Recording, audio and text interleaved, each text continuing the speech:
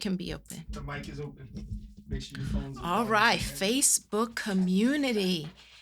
It is awesome. Make sure that you are sharing this conversation. You are going to want to make sure you share this conversation. Yeah, this one. I know y'all have been DMing me. We are finally together. She's You see her there. She is. She's here. I know you're just as excited as I am. So go ahead right now. Share it from Dr. Virgia Jackson onto your page so that we can reach as many people as possible. It's time to heal, y'all. Yeah. And she promised she's not gonna hold back. So pull your toes back too. Pull your toes back.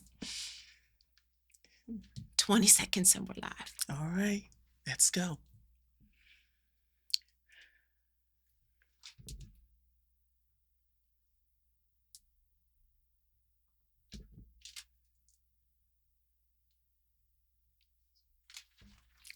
Thank you.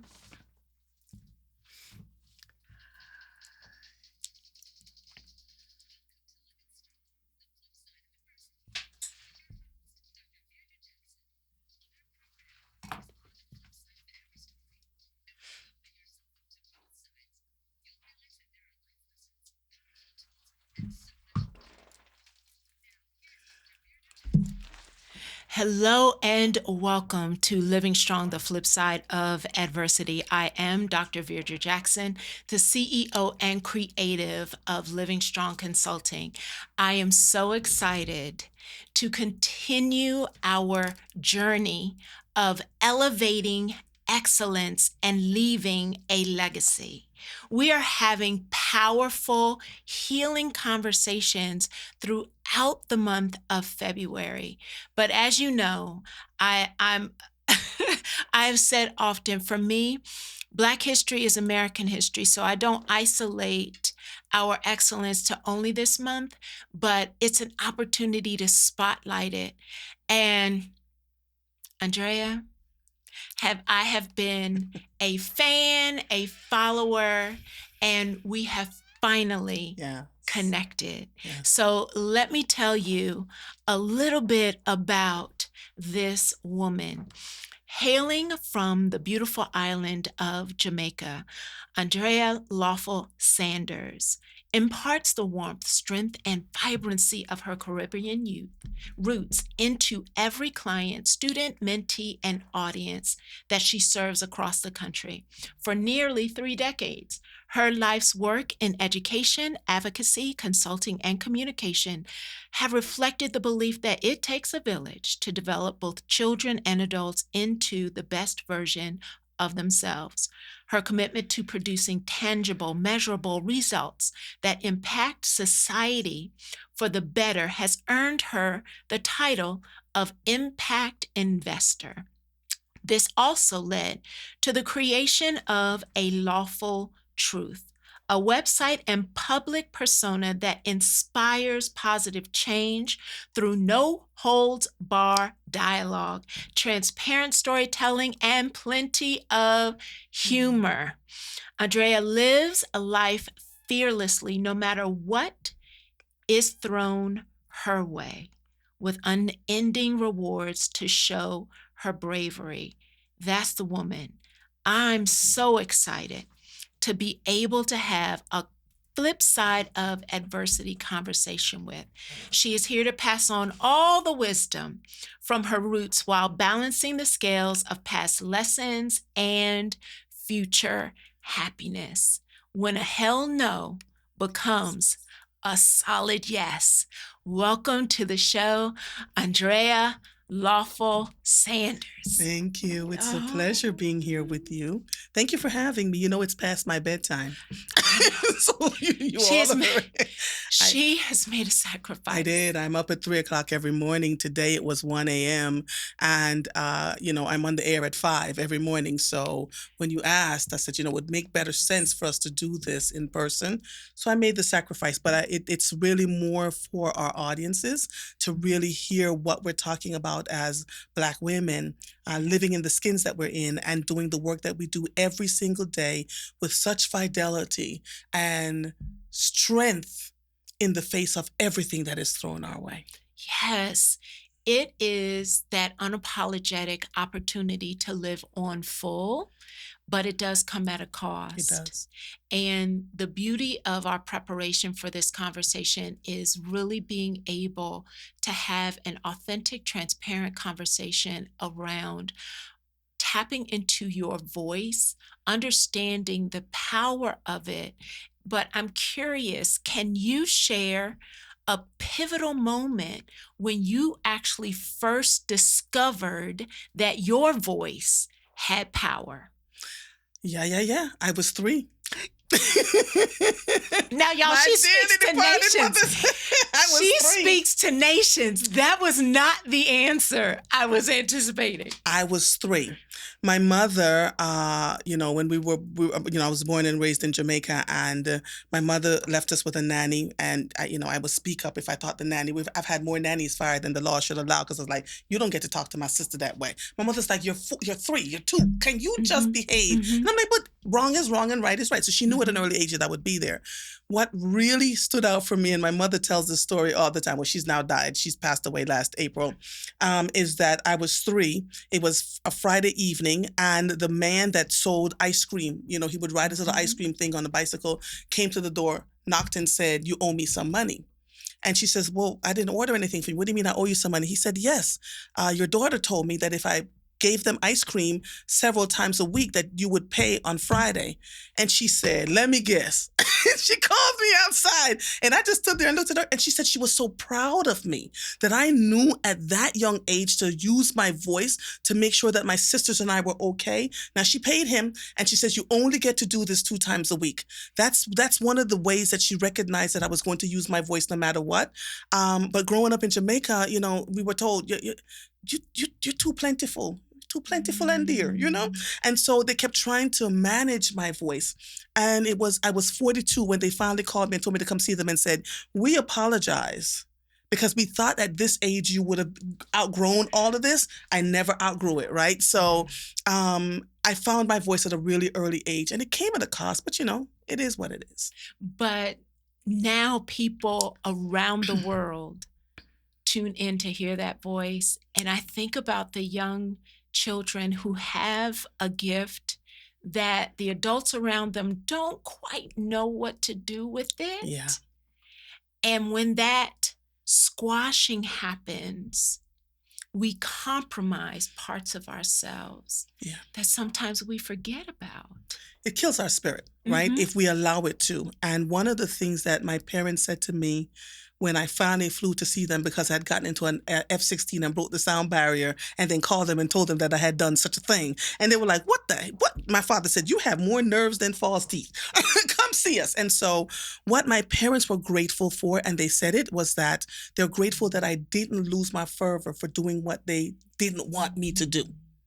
Yes. They were so afraid that I would get harmed or something would happen to me. Even as my mother died, my father pulled me aside at the hospital and said, our biggest worry is that you are a voice for so many people, and that it may cost you something, possibly your life. That's been my father's biggest worry. And I looked at him in the hospital and I said, I'd rather die standing than living on my knees. He was like, well, all right then.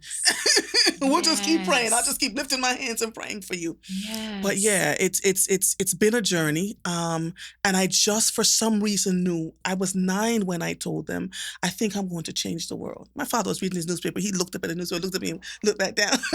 Like, what is this child talking about? But they thanked me for never allowing everything that they tried to do to kill my spirit.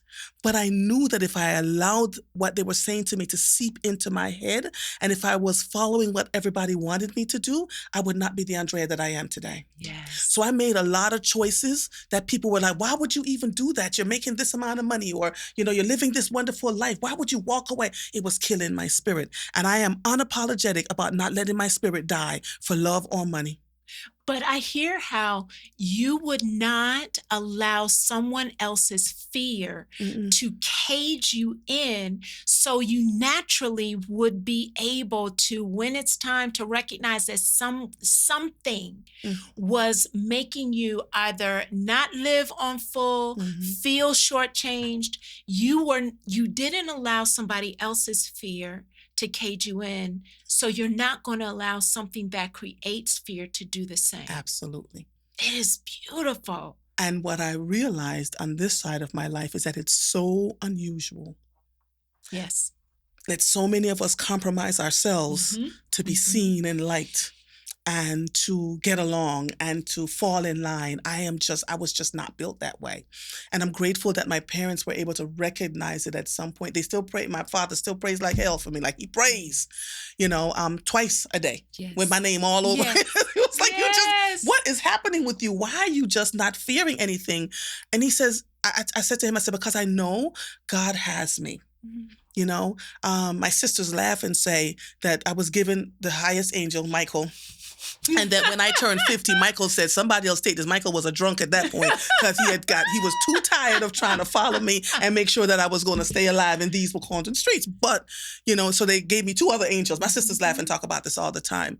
But it is so freeing to just be yourself in a way that I refuse to give it to anyone. So if something sits in my craw, I am not offensive in the way I speak to people. I break it down. This is what you did. This is what I saw. This is how it made me feel. And as a direct result, this could be the result that comes from it.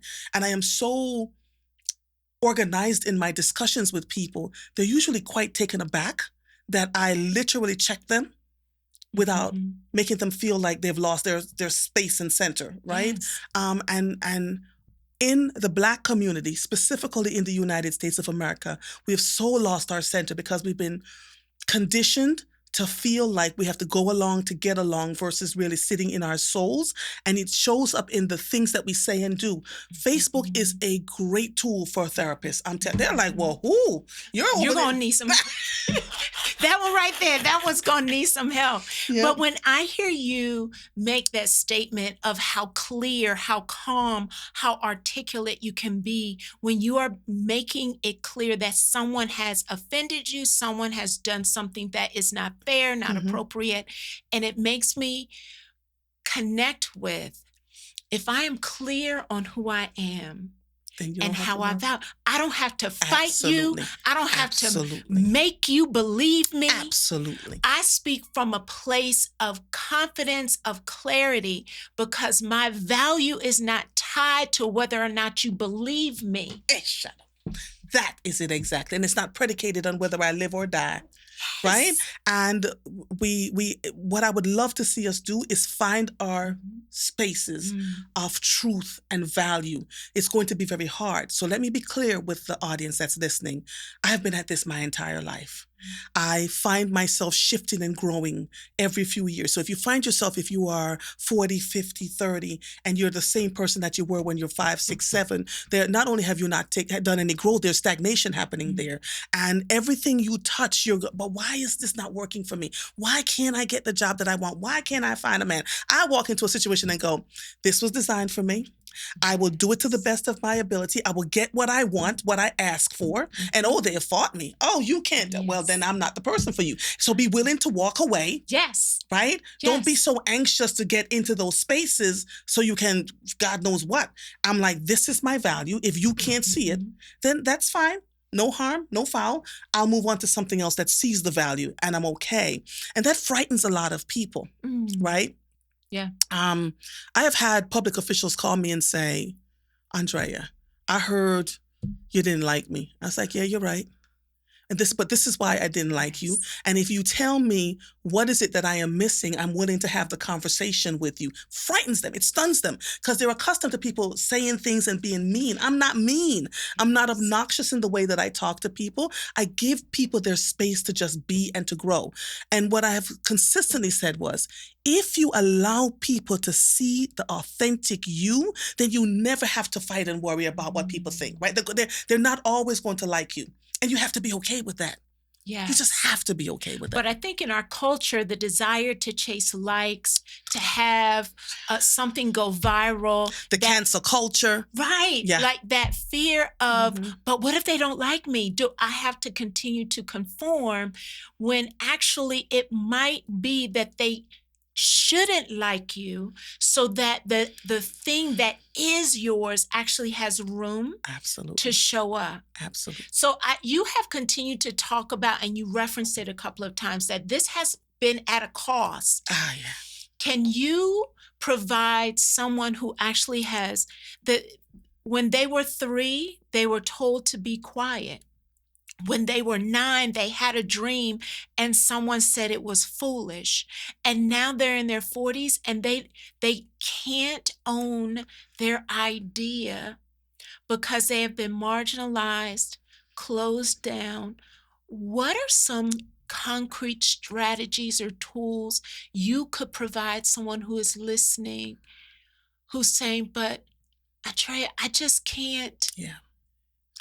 Hard to find yourself when you go from 3 to 9 to teenager to young 20s to 40, and you've allowed yourself to be conditioned into a certain space. So I will tell you what I have done over the years, and it works like hell for me, right? I write. I Mm. write what is on my mind. I write out the things that I would like to see happen. I don't even say would like to see. I write and I say I am. Right? I've been doing this for years and years. So I have a lot of vision boards in my house. Listen, I vision board my husband into existence. I vision board the radio show and the television show into existence. But you have to, when you write it, you have to believe, right? And it will not show up the way you think it will show up. It won't just, somebody won't just pop up and say, oh my God, I just think you're so wonderful. You have to do the work and you have to stay in a really authentic place. So I write a lot. I hold myself accountable. So when something doesn't work, I go, all right, so this is what happened. This was my response to it. What part did I play in that? That's the part we Owning don't it. get to, right? Owning That's it. the part we don't ever get to. We're always, well, they did this to me Right. and It's I'm not not gonna. everybody else's fault. Right. And if you find yourself constantly, because the lessons will continue to come until you learn them. And when you learn them, it's a new lesson. Right? And so if you don't find the space to own your role in what happened to you, all right, I dated this man, he told me he loved me, he cheated on me, but what things did we dismiss? Because Before we that. thought, right, if we were going to be different. We were going to be the one to heal somebody else, but we haven't invested in the healing process that's Right. our own. And we want people to heal us. We want people to create our joy, when the fact of the matter is the joy has to come from within. So that means sitting down. I've done a lot of writing. I've done a lot of laying on my floor and crying. Let's just be real about this. It's not all sugar plums and dandelions. I've laid on my floor and cried and go, oh, I can't do this. But when I finish crying, I get up off the floor and say, all right, girl, come on. Let's figure out how we're going to make this work. We have to be our own best cheerleader, right? And when we own our role and the responsibilities in what we do, then we will make different choices moving forward. Hard for people to do. So I write a lot. I write a lot and ask myself questions a lot. And I had, up until very recently, vision sheets all over my living room. People will come in the door going, what is happening up in here? Don't worry about that. Yes.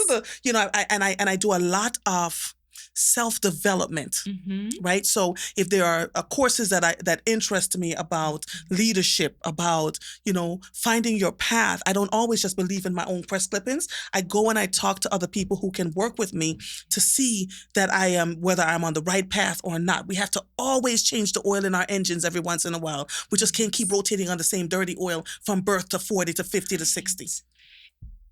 Have you ever suffered from imposter syndrome?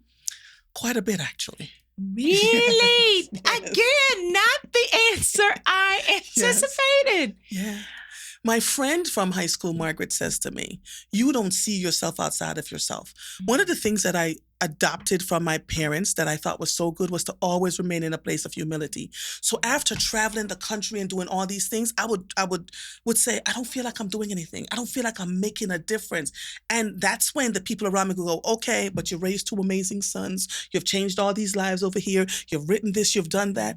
But once the thing happened in the Jamaican culture, we don't harp on those things. So once it happens, we just let it go and move on to the next thing. So I've never really taken the time to breathe and say, oh, I did X, Y, and Z. In fact, I don't look. When I send a bio, Yes. it has to be engaging and interesting. I don't care how many boards I sat on, how many degrees. I don't care about that stuff. That is not who we are. And when you ask someone, who are you? They say, I'm a mother. That's not who you are. Who are you?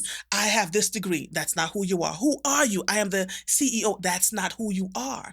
Who you are your core values. Your core values dictate how you navigate through this world. And if you don't take the time figuring out what your core values are, good or bad, then you're always going to be answering that question like it's a thing. I've got a 5-bedroom house and I've got the 6-figure salary. That's not who you are. And so who I am is compassionate, empathetic, and a leader among leaders. And I knew that when I was about 9. Nobody believed me, but it didn't matter if anyone believed me. I had to believe it myself. So I went through a lot. Divorce, you know, 2 small children, raising them by myself, figuring out life, questioning myself about the things that I said and did.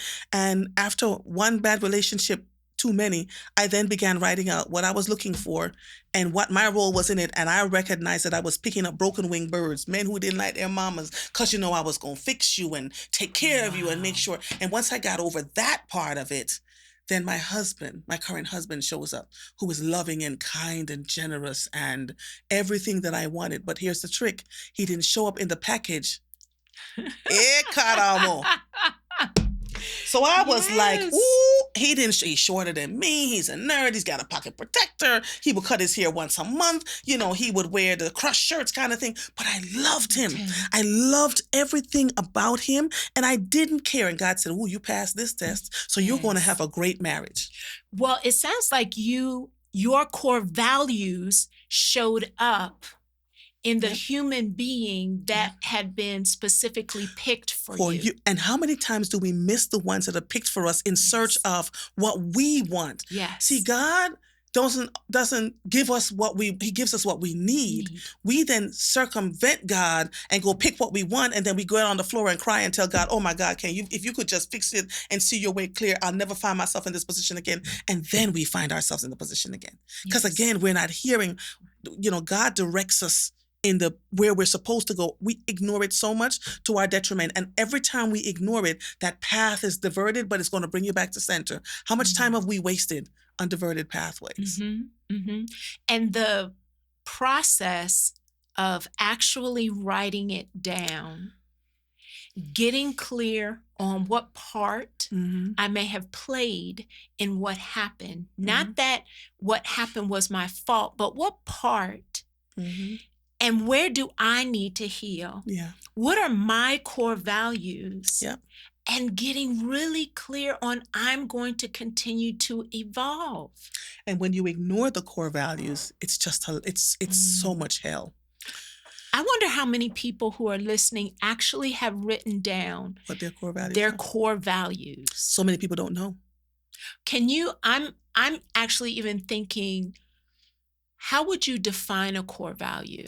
A core value is something that is instinctively in you. So you could be someone that is, a core value is being unkind. It's a core value. Yeah. Right? Yeah. A core value is not being able to listen to anyone but yourself. Those are the things you have to sit down and then ask people, what do you see in me?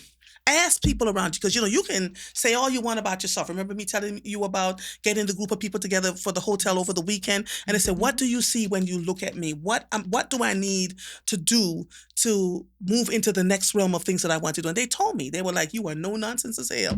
And I knew that about myself. Like, I'm really no nonsense and unapologetic, but I am not unkind. And they said that. Yes. You're not unkind. You're really kind to people, but you're very straightforward in what you have to say to them. So they have to ask the people around them, what are the things that you see about me? And they'll start to tell you.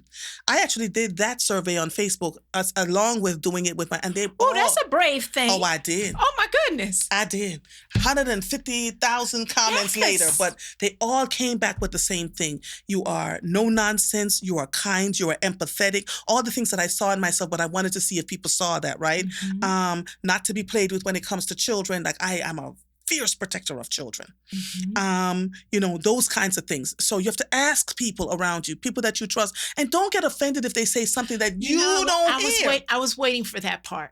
I was waiting because people often will shut that conversation down because someone says something that is true, but you don't want to hear it or Mhm. you aren't ready to hear it. Mhm. And therefore, you're not going to heal from it. Absolutely. And so years will go by and you'll say, but oh, that one over there is growing and moving and shaking and doing things, and I'm still stuck here in my 2-bedroom apartment, can't find love because whatever it is that I needed to work on, it was everybody else's fault except my own. And we have to own our stuff. And Mm. until you own your stuff, you're always going to find yourself having those same conversations over and again. When I think about being clear on who you are and even having the hard conversation in clarity, and I often tell my coachees, when you're ready to have the hard conversation, you know you're ready because the emotionalism doesn't override Right. what needs to be said.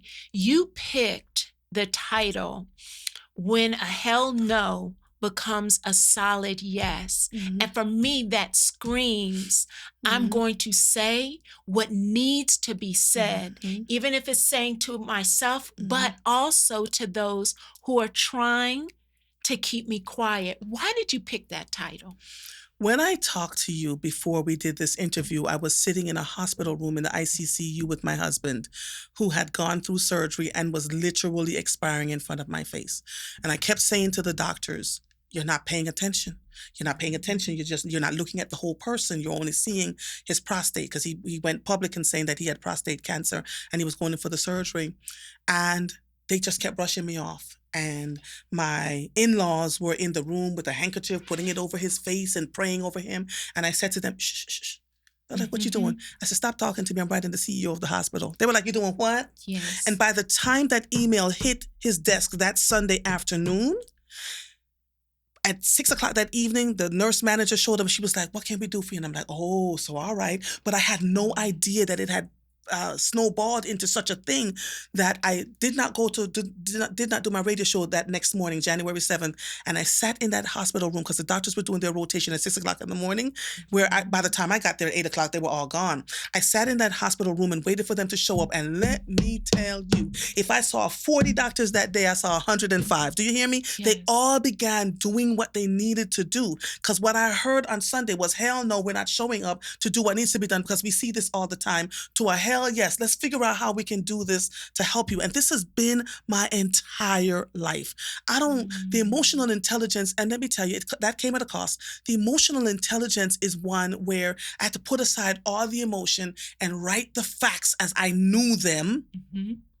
There was no cursing. There was none of that. It was, this was when he was scheduled for surgery. These are the things you needed to know. These are the things that are not happening. And I need somebody to get back to me and tell me why this, and this is not happening. Yes. And it created a fear of people. But there were people, Black people, showing up in my husband's room looking for me. And I was like, do I know you? They were like, no, but we wanted to see the person who turned the hospital upside down with one letter. The clarity. The clarity. And it's not that it wasn't important to you. It's not that there weren't emotions. But when you recognize how important a moment is and how you have to show up in that moment, Yeah. because you won't necessarily get that moment back. Again. But here's where where it came into play, where once my husband was given what he needed, I mean, they moved him from one floor down into the ICCU. People were hopping and skipping. Nobody would make a move without talking to me. I was seeing all the things that I was asking for, all that was happening. Once I became clear, about 4 days later, I was down in the cafeteria getting a salad, and my entire body just collapsed on me. Because I was holding that energy, holding myself. We're told as people, when you walk into the hospital, to the doctor's office, you have to be very mindful about what you say and how you say. You have to not make them afraid of you, all those other things. I never raised my voice, but my eyeballs were enough for them to say, yeah, this lady right here, right? And so I was holding my breath in such a way. Yes. I felt so exhausted. When my husband came home that Saturday, I was afraid for him to come home because I was like, all these people were working on him. We had to do all these different things to bring him back to health. And I was afraid, how was I going to do this, right? My sisters were flying in and coming in to help me, et cetera, et cetera. My husband said to me today, I came home Saturday. Sunday, you were running around doing all the stuff. You were taking out the trash. You were doing the laundry. You were helping me to bathe, all those things. And he said, I was walking by him with tears just streaming. I was losing my cotton picking mind and didn't realize it in the moment because in my head it was, you've got to just suck it up, Andrea, suck it up. Fortunately for me, I married someone who said, I see you the same way you see me. And if you end up in the hospital, I can't come to see you. So I need you to take care of yourself, my wife. Right? People judge that. Oh my God, your husband was sick and you did it. And I was like, you have to have the kind of relationship. Yes. You have to build that relationship to know when it's time to do X, Y, and Z, which then goes back into Dr. Theodore, not to allow people to dictate what happens in your marriage and in your life. Because what's happening in my marriage is different from yours, from that one. And we get on Facebook and we just, oh my God, we have an opinion about everything. And we don't focus on what's going on in our own house. Yes. Right? So my husband was able to say, my wife, I love you. You saved my life. Now I'm going to save yours. I need you to take a moment. Oh, child, there's people calling me. How dare you? Excuse me? It's that opportunity. Again, it's just a consistent pattern from 3 years old. Yep. You will see me because I know me. Yes. I know how valuable I am. Yep. And we talked about this off camera, the whole package of work that I'm really trying to launch around refill is holding, especially caregivers, educators, those who are serving others, that if you do not pay attention to the depleted places in your soul, you will eventually do more crash and damage burn. than good. Absolutely. And how many caregivers you know drop dead, leaving the person that was sick? Let's talk about it, right? But in our communities, we're told you can't take care. How dare you? You got to keep taking care of the sick. And my husband looked and said, I need you to take care of you so that we can be okay. But again, that comes back to who we choose and why we choose them. Yeah. Right? If we're choosing them because they're cute and they drive a nice car and we ignore all of their core values. You know, they have a reputation for being a cheater. They have a reputation for being all these things. And we're like, but I'm going to be different. Right. When my husband and I began dating, I had no interest in getting married. I said, listen, I done bought that t-shirt, but I just want to be, in a relationship with you. And he said he knew after our first conversation, but he would try and figure out how to.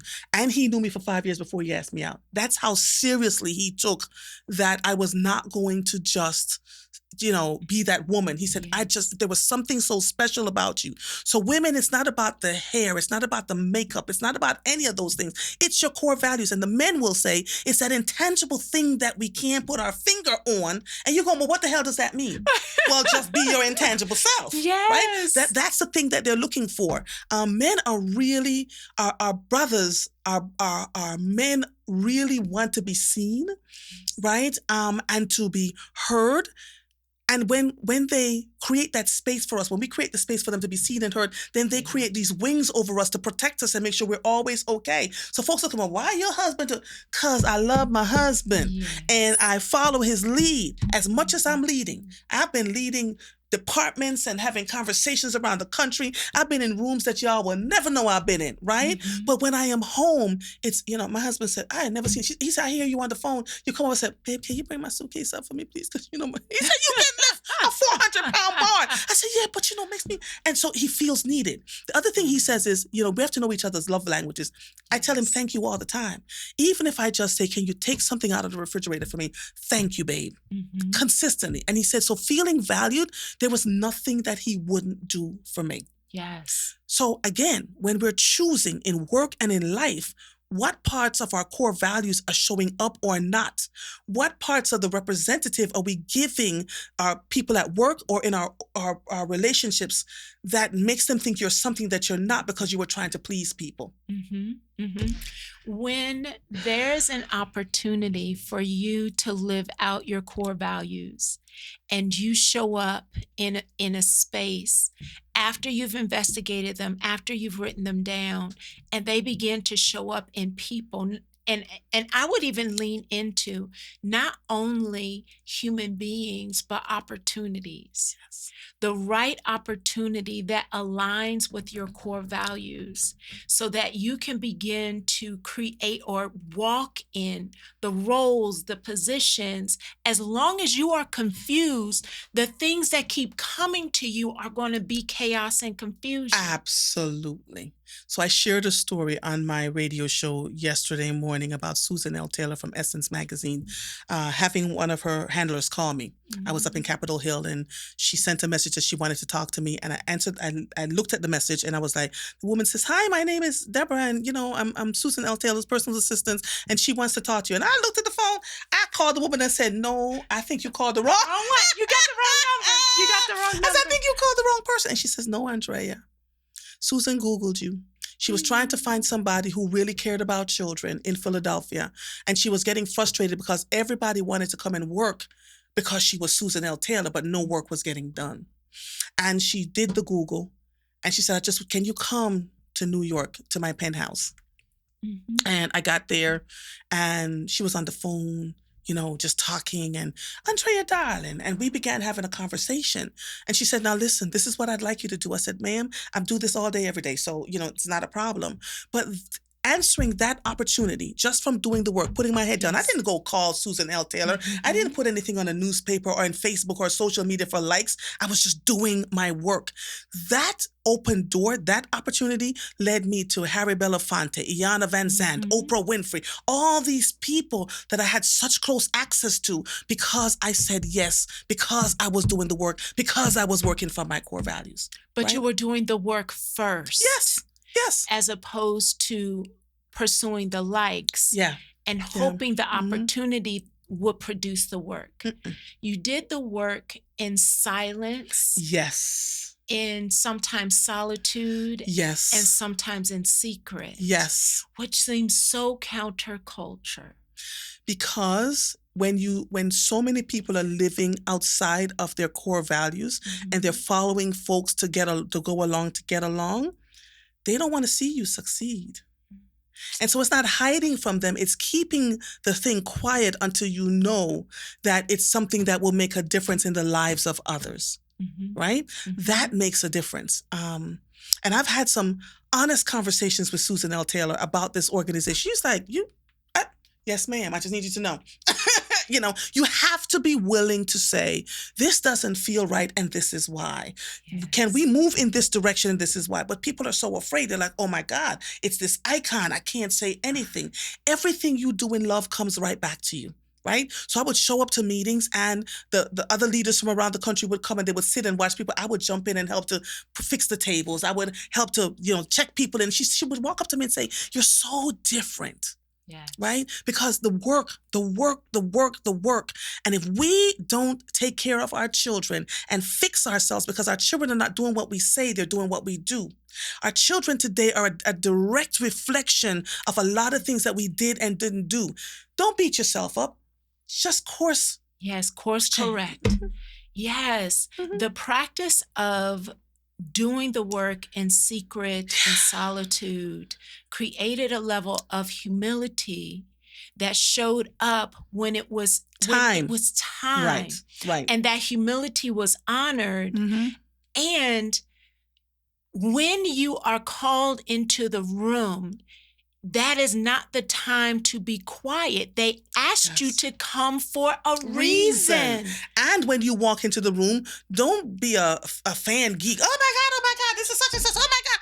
I was always so quiet. I remember Harry Belafonte calling me over and I was like, and he says, "There's something different about you." He said, while everybody else was trying to take a picture, you were just sitting there intently. I turned off my phone. I was taking notes, learned that his mother was from Jamaica, all of those things, right? But it makes a difference.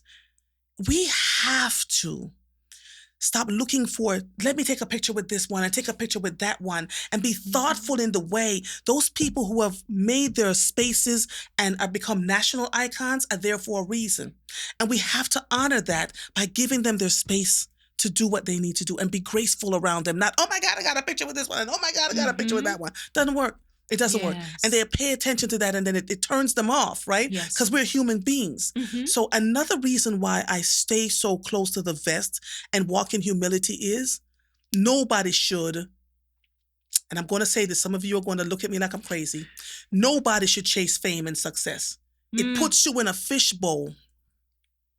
And Not ready it for will, it. yeah, Mm-hmm. yeah, yeah. Yeah. Yeah. Because, and you asked me, when I asked you a question, the very first question back to me, anytime you ask somebody a question and they answer with a question, Mhm. your first response was, are you ready for it? Yes. And I don't know that even in mentor relationships, Mhm. I feel like as our younger generation Mhm. is coming up, and because of what has shaped their generation, to encounter a mentor that is clear, yes, this is possible, but are you ready for it? Yeah. Yeah. Are you ready for the cost? Yeah. Yeah. I've lost some mentees that way because they were always late. They didn't want to hear what I saw. And I said, that's fine. I may not be the mentor for you, but the ones that stayed around, Yes. if I was going through a door, I'm taking 5 of them with me. I never, Yes. when an opportunity came my way, especially at the national level, I would call them and say, listen, I got to go to California. How many of you want to come with me? Mofo, really? Yep, come. I want you to experience and to learn, because if I don't lift as I climb, then what the hell am I doing? Right. It's you show up in a space and say, oh, guess where I was today? Guess what? And I watch people who do that. Oh, such and such was here. Well, why didn't you call me?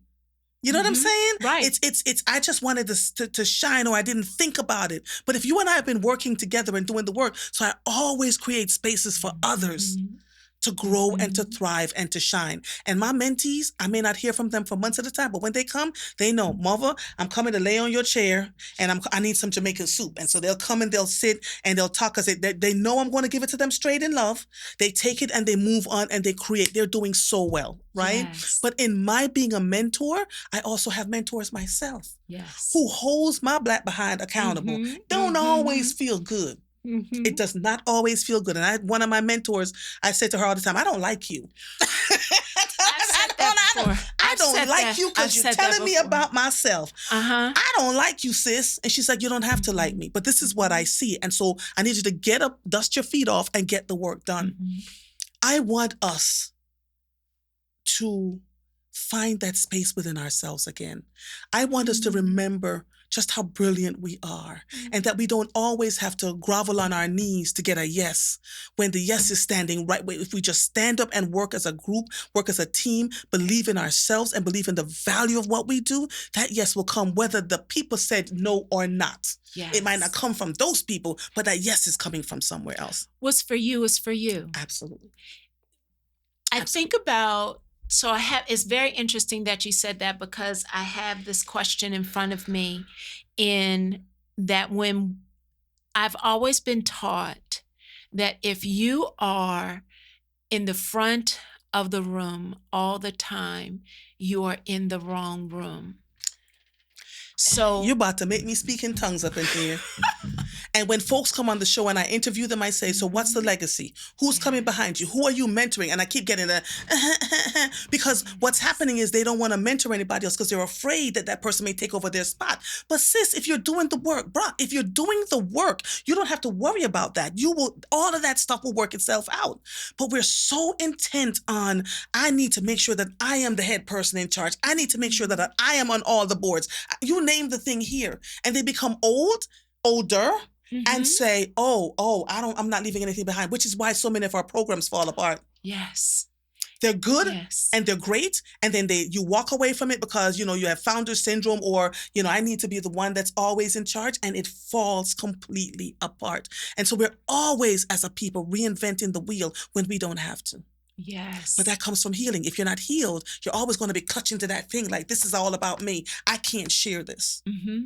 Operating from a scarcity mindset. Yeah. And not really walking in a space of understanding that when you've done the work, you don't have to do anything else. Right. But when you've done the work externally and internally, what is for you is for you. And when or if somebody steps in that spot, because you've been doing the work, you're already ready for the and next. moved on to not only already ready, you've already moved on to the next. Yes. I started an organization in Abington in 2005. I walked away. They were like, "What? What?" I said, "Listen, y'all go ahead and handle. If it falls off, This it's is going to be good. on you. You need to grow your leadership skills and do what you're supposed to do." And I'm sitting and watching who's going to take the mantle to do what needs to be done, because it can't just all fall on me. Right. Because then if something happens to me, then what? Then what? And so we have to stay in that space of, who am I lifting as I climb? It sounds cliche as hell, but it is absolutely true. And in our communities, because there are so few opportunities, instead of thinking, let me take this opportunity and create a space for other people to come behind me. Let me take this opportunity and give someone else the space to grow and to thrive. Yeah. Because when you do that, your name will be called in rooms that you're not in. Yes. Because people trust your motives for what you're doing. Absolutely. Your motives. Absolutely. Why are you pursuing that thing? Why do you want to be in front of that camera? Yeah. Why do you want to be able to interview that person? Can I share something with you? Of course. So I reached out to Catherine Hicks from the Philadelphia Sunday Sun. I've been doing these red carpet reviews on social media, cracking people up. I reached out to her and I said, I really want to do the NAACP Image Awards. Just give me a shot. Had I ever done it before? No. Did I know what the hell I was doing? No.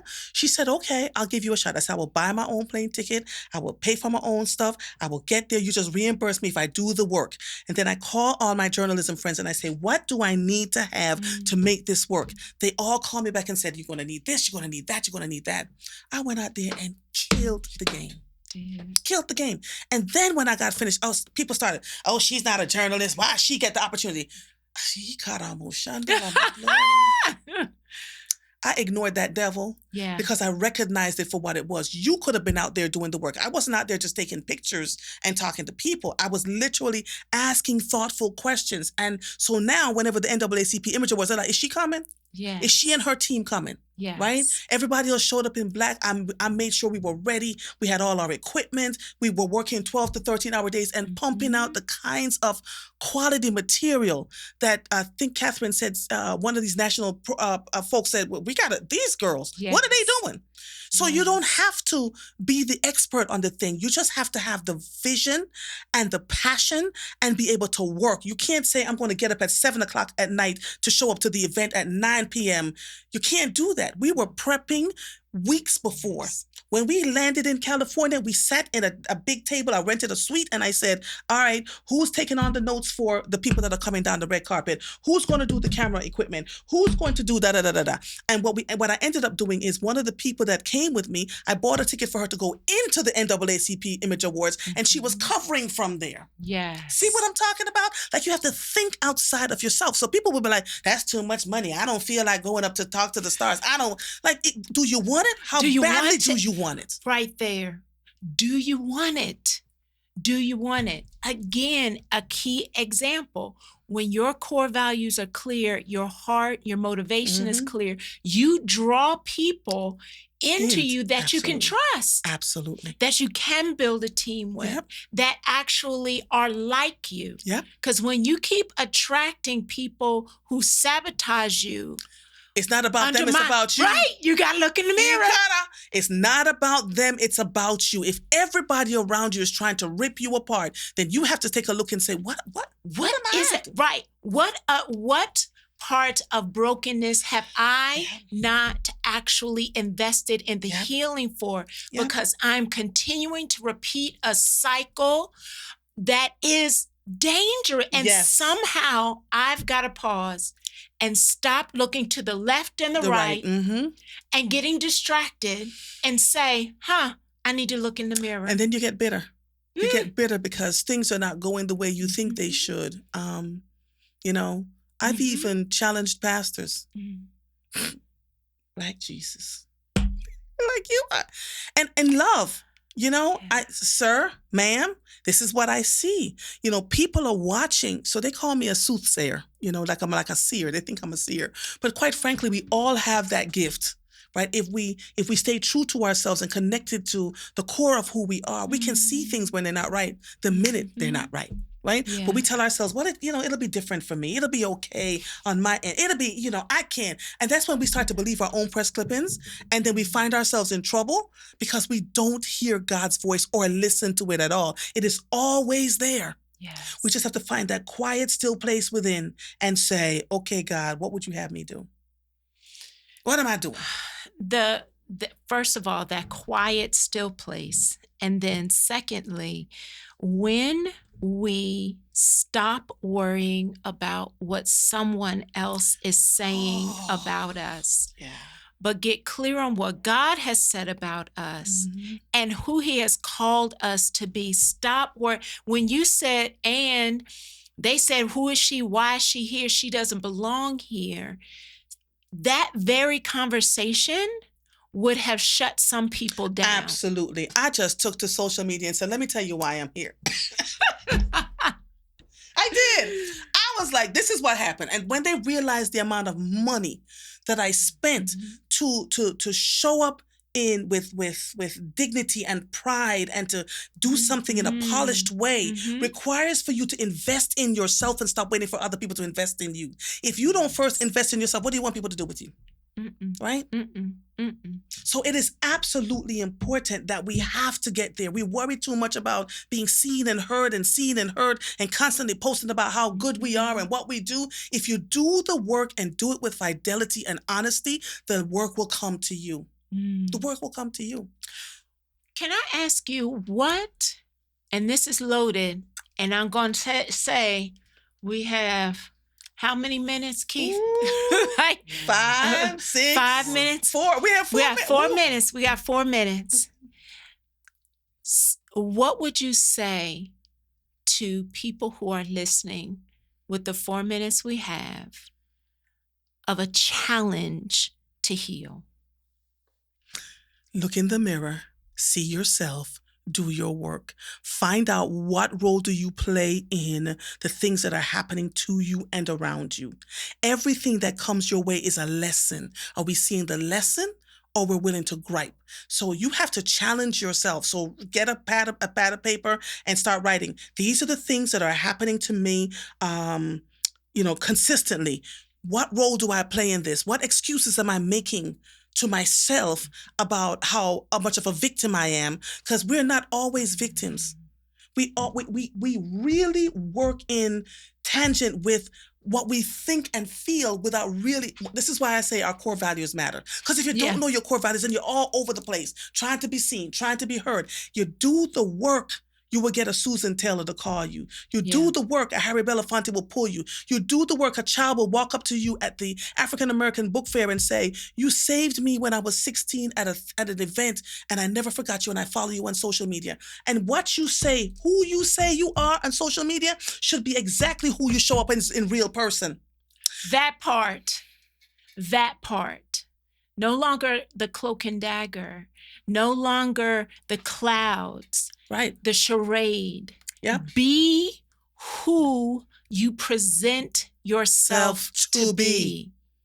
In the quiet as well as the crowd. Yep. Be consistently that same person. So I know you have lit folk on fire. I told you I was coming. So I want people to know, how can they follow you? So if they're by chance someone in the 75 countries that log into this show, if by chance someone doesn't already know who you are, on Facebook, I am Andrea Lawful Sanders. Lawful is my maiden name, Lawful, Sanders. So that's my Facebook profile. On Instagram, I am Island Diva, ISLDDVA. That's who I am. And you can go through, because, I'll get on the camera in a minute and go, listen, y'all, I'm just going to need you to right out in these streets. Today it was around, don't tell me what I can't do. Don't ask all these things of me when you won't even first pick up the phone and Google what you're looking for. I am not your savior. I'm not even pretending to be your savior. I can't fix everything. I need you to work on doing some things for yourself. A lot of people don't do that. They're so happy to be asked and so happy to be seen. They work themselves into the dirt trying to please everybody. I'm not that sister. I'm just not. Love still, Yes. but I'm not that sister. Yes. Be clear on what your role is going to be. Yeah. Keith and I were just talking about that Mhm. off camera, that when you're looking for someone, be clear on what you are looking for, Yeah. as well as what that person actually is able, willing, and open to do. Yes. And one last thing, forgive me. Be willing to allow people to walk away when their time with you is over. Stop trying to hold on to people. Wow. Well, you just, yeah, she gonna throw that out there with 2 minutes left. Sorry. It is what it is. No, I'm not sorry. So no, It's true. No, because you Why you are they warned leaving everybody. me? I've been so good to them. I opened doors for them. Yo, ma'am, it's not It about is you. time. Yes. It is time. And the moment that, and we talked about this off camera, when you settle in, when you submit and stop trying to grind and grab for, when you settle in, it is amazing what will come to you. Yes, amazing. If they're ready to say goodbye, gotta let it go. And be willing to be able to live with $35 or $35 million. Don't crumble and fall when the money starts to look funny, especially if you're an entrepreneur, especially seeing what's going on in the country right now. Be okay with living with $35 or $35 million. That's a true test of your character. 1 minute left. I'm good. I tell you, this has been a full conversation. I don't know about you, but I am on 10, and I'm so grateful for Andrea because she sacrificed her time, her energy, and her strength to be here. It does not go unobserved, and I am so grateful. Thank you so much for being a part of yet another flip side of adversity conversation. We're going to continue our series on leveraging excellence and leaving a legacy next week. Same time, same place. Meet us right here on the flip side.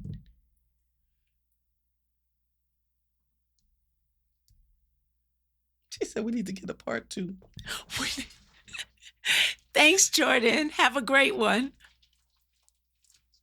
Oh, you too. Y'all, you know what? It's Facebook, so y'all know I always save one question. And Andrea said she would stay around. She said always. Do you I see? love you, Dr. Jackson. Do you see how my family? Y'all hit the love button. Y'all see? This was one of the best shows ever, y'all. Do you see how I'm treated? Do you see how a sister is treated? Oh, my Lord. So, oh yes, part 2. Esther, I feel you. This has so if you haven't logged off yet, she has given me permission to ask our one additional question that only Facebook family hears. So let's see. Y'all know I asked I had 10 questions. I had 10 questions, y'all. I asked the first 3. Yeah. That was it. I asked the first 3. That's as far as we got. So let me see what I can do here. So confidence, at the balance of confidence and humility.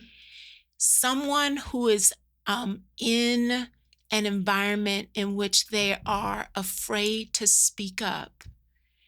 What techniques can they begin to use to balance that space between confidence and humility? Always remember it's not about you. Okay. If you always keep in your head that it is not about you, you could start an organization, you could raise leaders, if you always remember that it's not about you, you will always stay in a place of humility while you walk with confidence.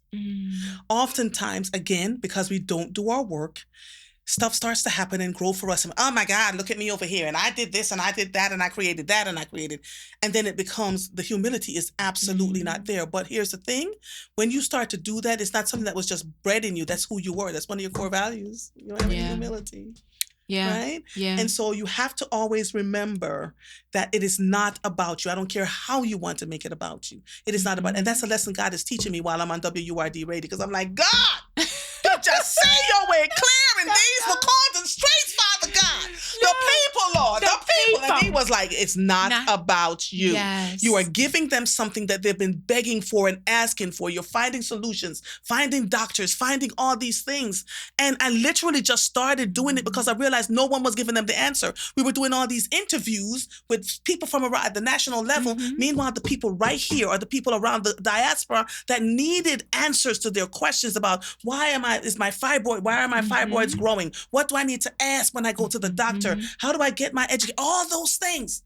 I filled that space and I'm like, Lord, Jesus. I speak in patois, I speak in tongues, and God is like, not yet. Yes. Yes. Not yet, right? Because you said the lesson here is not about you, it's to show what is possible for our people and to love them in a way that they're not being loved. Yeah. We take advantage of them because they listen every day, but we don't find the space to love them and to help them grow. When I see them, I hug them. Some of them haven't had a hug in years. Are you fulfilling an actual need as opposed to, no, I'm actually feeling like, so that question of how do I find my voice? How do I, in spaces in which I'm afraid to speak up, it's recognizing, are you actually there fulfilling a need? And not just about your wants. Yeah.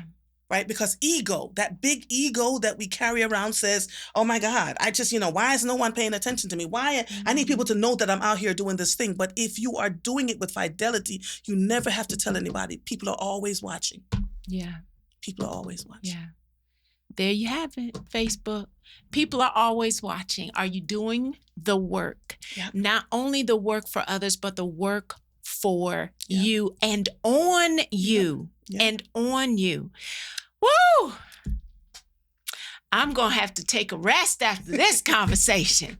So for all of you who have been saying, what? They have never been in a room together? I saw you on the red carpet at NAACP Awards. Did. Who knew we were going to run into each other there? And funny story. So I had seen all of your other posts in the past about events and how you just make us all crack up. And here I am on the red carpet of NAACP, y'all. Now y'all know immediately.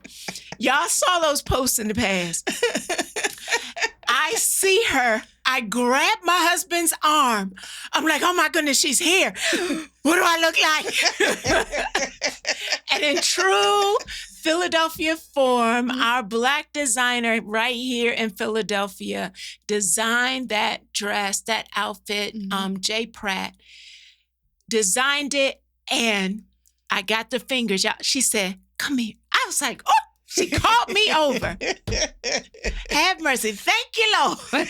But because I lover of fabrics and clothes, and wearing what fits us, not what everybody else is wearing, but what fits us.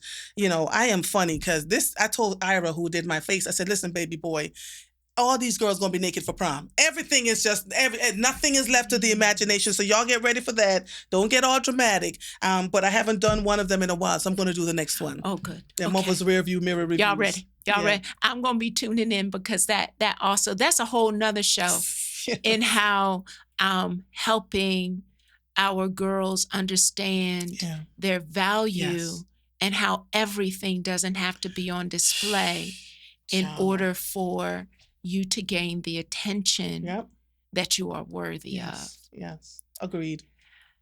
That's another show, y'all. You finished with me because I know. I gotta be on the air at 5:00 in the morning. See y'all next week. Bye, darlings. Thank you for joining us. Bye-bye.